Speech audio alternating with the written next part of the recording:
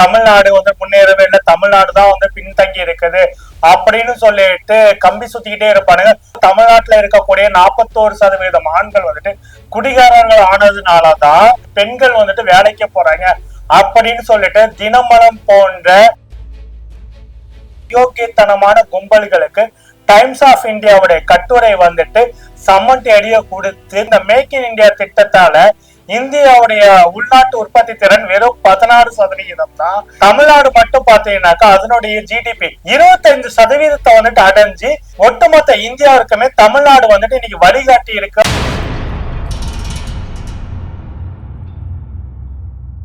மைச்சென்னை 360 தோழர்களுக்கு வணக்கம். தோழர்களை, உற்பத்தி துறையில் தமிழ்நாடு ஒட்டுமொத்த இந்தியாவிற்குமே வழிகாட்டுது அப்படின்னு சொல்லிட்டு டைம்ஸ் ஆஃப் இந்தியா 30/5/2025 ஒரு கட்டுரையை வந்துட்டு வெளியிட்டு இருக்கிறாங்க. அந்த கட்டுரையில தமிழ்நாடு வந்துட்டு எந்த அளவுக்கு வந்து தொழில் வளர்ச்சியில வந்துட்டு முன்னேறி இருக்குது அப்படின்றதுக்கெல்லாம் முழுக்க அதாவது இங்க இருக்க சங்கிகள் வந்து சொல்லிட்டு இருப்பாங்க இல்லைங்களா, தமிழ்நாடு வந்து முன்னேறவே இல்லை, தமிழ்நாடு தான் வந்து பின்தங்கி இருக்குது அப்படின்னு சொல்லிட்டு கம்பி சுத்திக்கிட்டே இருப்பானுங்க. குறிப்பாக தமிழ்நாட்டுல இருக்கக்கூடிய 41% ஆண்கள் வந்துட்டு குடிகாரர்கள் ஆனதுனாலதான் தமிழ்நாட்டுல இருக்கக்கூடிய 41% பெண்கள் வந்துட்டு வேலைக்கு போறாங்க அப்படின்னு சொல்லிட்டு தினமலம் போன்ற பார்ப்பன ஊடகங்கள் அந்த தினமலத்தின் வாசனை நுகரக்கூடிய அந்த வாசகர்கள் வந்துட்டு கடிதம் எழுதி அதை வந்துட்டு தினமலம் வந்துட்டு பிரசுரிக்கிறது பார்த்தீங்களா.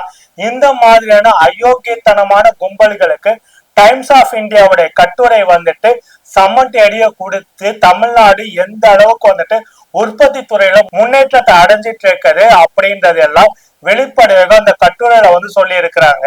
30/5/2025 Times of India Tamilian dollar answers அப்படின்ற ஒரு கட்டுரையை வந்து வெளியிட்டிருக்க. அந்த கட்டுரையில தான் தமிழ்நாடு எந்த அளவுக்கு உற்பத்தி துறையில முன்னேற்றத்தை வந்து கண்டிருக்கு அப்படின்னு சொல்லிட்டு ஒவ்வொரு விஷயத்தையும் டேட்டாவோட சொல்லி இருக்கிறாங்க. குறிப்பாக 2014 நம்முடைய ஒன்றிய பிரதமர் நரேந்திர ஆட்சிக்கு வந்த உடனே இந்தியாவில வந்து பாத்தீங்கன்னாக்க எல்லா பொருட்களும் மேட் இன் இந்தியான்னு இருக்குது, மேட் இன் இந்தியா இருக்குது, அதை வந்து நம்ம மேக் இன் இந்தியாவா மாத்துவோம்னு சொல்லிட்டு மேக் இன் இந்தியான்ற ஒரு ஸ்கீமை வந்து கொண்டாந்தாங்க. நோக்கம் வந்து பாத்தீங்கன்னாக்கா உண்மையிலேயே நல்ல நோக்கமா இருந்தாலும் அந்த மேக் இன் இந்தியா மூலியமாக மிகப்பெரிய மெகா ஊழல் நடந்தது உங்களுக்கு நல்லா தெரியும்.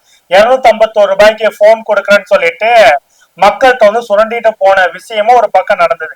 அதை பத்தி இன்னொரு விஷயத்த பேசிக்கலாம். இந்த மேக் இன் இந்தியா திட்டம் 2014 தொடங்கப்பட்ட போது 2025க்குள்ள மொத்த உள்நாட்டு உற்பத்தி அதாவது ஜிடிபி வந்து பாத்தீங்கன்னாக்க 25% உயர்த்தணும் அப்படின்னு சொல்லிட்டு இலக்கு நிர்ணயம் பண்ணிதான் இந்த மேக் இன் இந்தியா ஸ்கீமையும் வந்துட்டு ஒன்றிய பிரதமர் நரேந்திரா வந்துட்டு துவங்கி வைக்கிறாரு. ஆனா இப்ப வரைக்கும் பாத்தீங்கன்னாக்க இந்த மேக் இன் இந்தியா திட்டத்தால இந்தியாவுடைய உள்நாட்டு உற்பத்தி திறன் வெறும் 16% தான் எட்டி இருக்குது. குறிப்பிட்ட இலக்கை வந்துட்டு 2025க்குள்ள 25% இலக்கை எட்டணும்னு சொன்னவங்களால மேக் இன் இந்தியா ஸ்கீமால பாத்தீங்கன்னாக்கா 16% இலக்கை தான் எட்ட முடிஞ்சிருக்குது.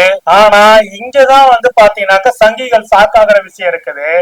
ஒட்டுமொத்த இந்தியாவிலுமே மேக் இன் இந்தியா திட்டத்துல 16% வந்துட்டு வளர்ச்சி அடைந்ததா வந்துட்டு அவர்களுடைய டேட்டாவே சொல்லும் போது தமிழ்நாடு மட்டும் பாத்தீங்கன்னாக்கா அதனுடைய ஜிடிபி அதனுடைய உள்நாட்டு உற்பத்தி திறன் 25% வந்துட்டு அடைஞ்சு ஒட்டுமொத்த இந்தியாவுக்குமே தமிழ்நாடு வந்துட்டு இன்னைக்கு வழிகாட்டி இருக்கு அப்படின்னு சொல்லலாம். தமிழ்நாட்டு மாடல் வந்து பாத்தீங்கன்னாக்கா ஒட்டுமொத்த இந்தியாவுக்குமே எது சிறந்த மாடல் அப்படின்றத வெளிப்படையாக தன்னுடைய ஜிடிபிய வந்துட்டு 25% இலக்கை எட்டி சர்வசாதாரணமாக ஒட்டுமொத்த இந்தியாவுக்குமே நீ ப்ரூவ் பண்ணி காட்டி இருக்குது அப்படின்னு சொல்லலாம். ஜிடிபில உள்நாட்டு உற்பத்தி திறன்ல 25% வந்து தமிழ்நாடு எட்டிருக்கு. தமிழ்நாட்டுல இருக்கக்கூடிய உற்பத்தி மையங்கள் எல்லாமே உலக தரத்தில் அமைந்திருக்கிறது. குறிப்பாக ஃபாக்ஸ்கான், சாம்சங், ஹுண்டாய், ஃபெடட்ரான், ஃபோர்ட், நிசான், டிவிஎஸ் மோட்டார், அசோக் லேலண்ட் இந்த மாதிரியான பெரு நிறுவனங்களுடைய தொழிற்சாலைகள் எல்லாம் தமிழ்நாட்டுல அமைஞ்சிருக்கிறது. அது மட்டும் இல்லாம உலக புகழ் பெற்ற இன்னைக்கு வரைக்கும் பாத்தீங்கன்னாக்க சாதாரண மிடில் கிளாஸ்ல இருக்கவங்க கூட இந்த ஒரு போனை வாங்கிடுவோமா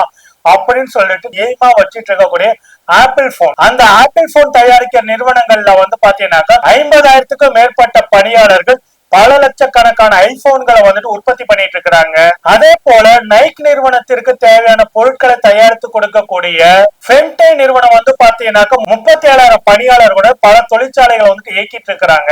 குறிப்பாக தமிழ்நாட்டுல மட்டுமே 3,100க்கும் மேற்பட்ட தொழிற்சாலைகள் வந்துட்டு செயல்பட்டு இருக்குது. இதுதான் வந்து பாத்தீங்கன்னாக்க இந்தியாவிலேயே அதிக எண்ணிக்கை உள்ளதா இருக்குது. அது மட்டும் இல்லாம இந்தியாவிலேயே ஏற்றுமதியிலையும் தமிழ்நாடு தான் முன்னிலை பெற்று இருக்குது அப்படின்றதையும் டைம்ஸ் ஆஃப் இந்தியா தன்னுடைய கட்டுரையில வந்து தெளிவுபடுத்தியிருக்காங்க. ஆடைகள், வாகன உற்பத்தி, இன்ஜினியரிங் பொருட்கள், எலக்ட்ரானிக்கல் பொருட்கள் இதையெல்லாம் உற்பத்தி செய்து ஏற்றுமதி செய்வதிலையும் தமிழ்நாடு முதன்மையா இருக்குது. இந்தியாவுடைய மொத்த மக்கள் தொகையிலே தமிழ்நாட்டு மக்களுடைய மக்கள் தொகைன்றது பாத்தீங்கன்னாக்கா 6% குறைவாக இருக்கு அப்படின்னு சொல்லிட்டு சொன்னாலும் எண்ணெய் இல்லாத பொருட்களுடைய ஏற்றுமதியில 15% பங்கை வந்துட்டு தமிழ்நாடு வகிக்குது அப்படின்னு சொல்லிட்டு அந்த கட்டுரையில வந்து டைம்ஸ் ஆஃப் இந்தியா சொல்லி இருக்குது. அது மட்டும் இல்லாம இந்தியாவில 41% மின்னணு பொருட்கள், 38% காலனி பொருட்கள், 45% வாகனம் மற்றும் வாகன உதிரி பாகங்கள் இது எல்லாமே பாத்தீங்கன்னாக்கா தமிழ்நாட்டுல இருந்துதான் ஏற்றுமதி ஆகுது. தமிழ்நாட்டுல இருக்கக்கூடிய உற்பத்தி திறனுடைய இந்த சிறப்பான வளர்ச்சி தான் இந்தியாவில மாநில உள்நாட்டு உற்பத்தியை உயர்த்தி நாட்டிலேயே முதன்மை மாநிலங்களில் ஒன்றாக தமிழ்நாடு வந்துட்டு இருந்துட்டு இருக்குது அப்படின்னு சொல்ற டைம்ஸ் ஆஃப் இந்தியா தமிழ்நாட்டுடைய இந்த வெற்றிக்கு முக்கியமான காரணிகள் அப்படின்னு சொல்லிட்டு சில விஷயங்களை பட்டியலிடுறாங்க.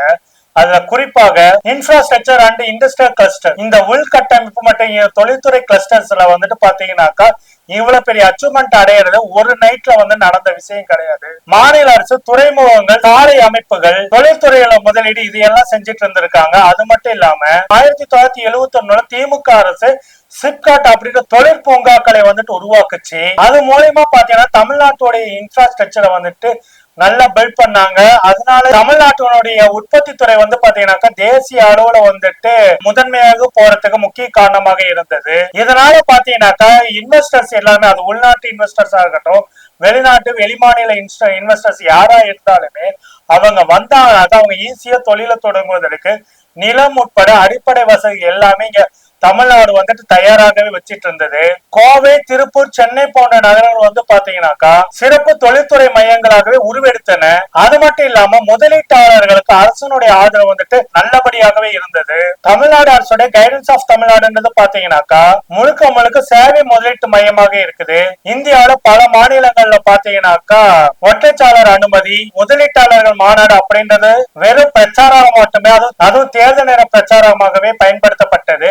ஆனா தமிழ்நாட்டுல இத சரியான முறையில தமிழ்நாடு அரசு வந்துட்டு கையாண்டு இந்த முதலீட்டாளர்களை தக்க வைத்துக்கிட்டு இருக்குது. கைடன்ஸ் ஆஃப் தமிழ்நாடு நிறுவனங்களுக்கான நில அனுமதி, தொழிலாளர்கள் பிரச்சனை மற்றும் அன்றாட செயல்பாட்டு சிக்கல்களுக்கு மிகவும் சிறப்பாக உதவிட்டு இருக்குது. கைடன்ஸ் ஆஃப் தமிழ்நாட்டுடைய இந்த ஒரு விரைவான திறமையான அணுகுமுறை வந்து பாத்தீங்கன்னாக்கா முதலீட்டாளர்களுக்கு பெரும் அளவுக்கு உதவியில் அளிக்குது. அதனால பாத்தீங்கன்னாக்கா உற்பத்தியிலையும் தமிழ்நாடு வந்துட்டு சிறந்து விளங்கிட்டு இருக்குது அப்படின்றத இந்த கட்டுரையில வந்து சொல்லி இருக்கிறாங்க. அதுக்கு அடுத்து வந்து பாத்தீங்கன்னாக்கா செயல்திறன் மிக்க அரசு நிர்வாகம் மற்றும் அரசு அதிகாரிகள் அப்படின்ற ஒரு விஷயத்தை கையில எடுத்துக்கொண்டு அந்த கட்டுரையில வந்து டைம்ஸ் ஆஃப் இந்தியா இன்னும் சில விஷயங்கள் வந்து சொல்றாங்க. அது என்னன்னாக்கா தமிழ்நாட்டினுடைய இந்த வளர்ச்சிக்கு தமிழ்நாடு அரசும் தமிழ்நாடு அரசு அதிகாரிகளும் எந்தவித தடையாகவும் இல்லாம விரைவாக தீர்வுகளை வந்து காண்றாங்க.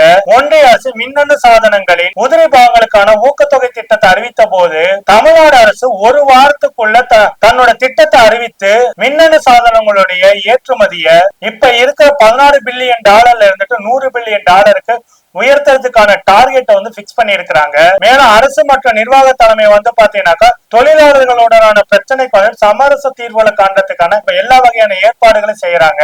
உதாரணத்துக்கு சமீபத்துல சாம்சங் தொழிற்சாலையில தொழிலாளர்கள் வேலை நிறுத்த போராட்டத்தில் ஈடுபட்ட போது தமிழ்நாடு அரசு அந்த பிரச்சனையில வந்து தலையிட்டு விரைவாக அந்த பிரச்சனைக்கு வந்து முடிவு கட்டி சமரசத்தை ஏற்படுத்துறாங்க. இந்த நிலையில தான் தமிழ்நாடு அரசு 2030க்குள்ள $1 டிரில்லியன் எக்கானமி அப்படின்ற டார்கெட் அடையறதுக்கான திட்டங்களை வந்துட்டு தீட்டி இருக்குது.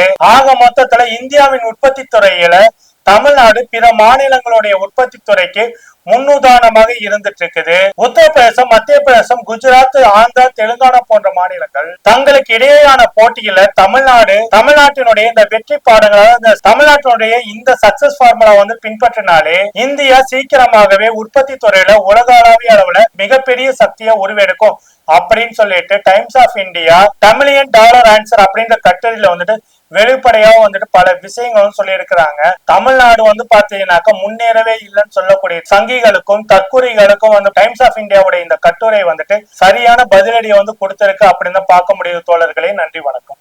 இடதுசாரிகளை பேசுவதற்கு இவ்வளவுண்டுல செருப்பு ஒட்டி இருக்கிற தூசி அளவு கூட சமானம் இல்லை இந்த சங்கி கும்பல்.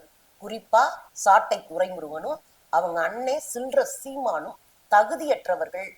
மரியாதையா இருந்தா தப்பிச்சுக்குவானுங்க, இல்லைன்னா திருவாரூர் மெத்தேடு தான் வரும். திருவாரூர் மெத்தேடு என்னடானா விளக்கமா எடுத்துட்டு போய் வீட்டுல சாத்துறது.